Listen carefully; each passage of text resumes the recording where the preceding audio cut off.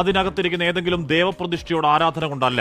സഭാതലങ്ങളിൽ നമ്മുടെ ശബ്ദങ്ങളെ തെരഞ്ഞെടുത്തയക്കുന്ന ആ പ്രക്രിയ അതുണ്ടായ കാലം മുതൽ അങ്ങേയറ്റം ക്രെഡിബിൾ ആയതുകൊണ്ടാണ്, പവിത്രമായി ഡിവൈനായി കാണപ്പെട്ടതുകൊണ്ടാണ് രാജ്യത്തിന്റെ അധികാര സഭകളെ നമ്മൾ ആരാധനയോടെ വിളിക്കുന്നത് സാങ്ക്ടം സാങ്ക്ടോറിയം ഓഫ് ഡെമോക്രസി അഥവാ ജനാധിപത്യത്തിന്റെ ശ്രീകോവിൽ.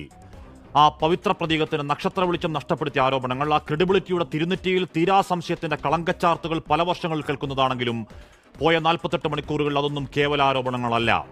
ആ മാധ്യമങ്ങളോട് മിണ്ടാൻ മടിക്കാത്ത ഏകപക്ഷീയ റേഡിയോ ബാത്തുകളല്ലാതെ ഏത് ചോദ്യത്തിന് എത്ര മണിക്കൂർ മുട്ടുവറയ്ക്കാതെ മറുപടി പറയാൻ കെൽപ്പുള്ള ഒരുത്തൻ, നാടിന്റെ പ്രതിപക്ഷ നേതാവ്, ഈ രാജ്യത്തിന്റെ ഒഫീഷ്യൽ പേപ്പറുകൾ തെളിവടക്കം ആ ക്രമക്കേടുകൾ ചൂണ്ടിക്കാട്ടിയിട്ട് മണിക്കൂറുകൾ 110 കാര്യമായൊന്നും മിണ്ടാതെ പോയി ഓത്തെടുത്തുവാ എന്നൊക്കെ ചട്ടം പറഞ്ഞ് ഒളിക്കലല്ലാതെ ആധികാരിക ആരോപണത്തിന് ആധികാരിക മറുപടി പറയേണ്ട കമ്മീഷൻ കമാന്നും മിണ്ടിയിട്ടില്ല.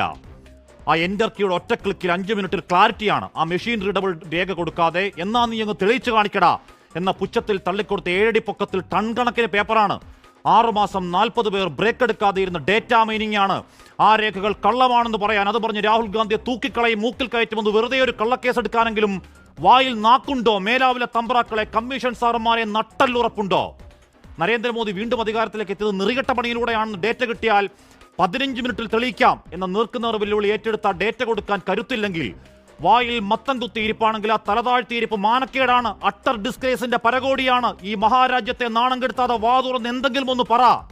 വെളിച്ചം കയറാത്ത കുടുസുമുറിയിലെ 80 വോട്ടർമാർ, വോട്ടർ പട്ടികയിലെ മുഖമില്ലാത്ത ഉടായ്പകൾ, വീട്ടുപേരിന്റെ സ്ഥാനത്ത് ലക്ഷണമൊത്ത വട്ടപൂജ്യങ്ങൾ, അച്ഛന്റെ പേര് HIJK LMNO, ഒറ്റ മണ്ഡലത്തിൽ മാത്രം കയ്യോടെ പിടിച്ച കള്ളങ്ങളാണ്. പോയി ഓത്തെടുക്കുന്ന അവതാ പറയാതെ രാജ്യത്തിന് വേണ്ടത് മറുപടിയാണ്. അല്ലാതെ മറുപടിയില്ലാത്ത വെപ്രാളത്തിൽ വാക്കുവിലക്കാൻ അകത്തിട്ടുകളയുമെന്ന് വിരട്ടാണെങ്കിൽ അധികാരക്കുന്നിലെ കാവിത്തമ്പ്രാക്കളെ നിങ്ങൾക്ക് ആളുമാറിയതാണ്. അന്വേഷണ ഏജൻസികൾ ആഞ്ഞിറങ്ങിയിട്ട് വിറയ്ക്കാത്തവനാണ്. അവന്റെ ഭാഷ ഈ രാജ്യത്തിന്റെ ഹൃദയം തൊട്ട ഭാഷയാണ്.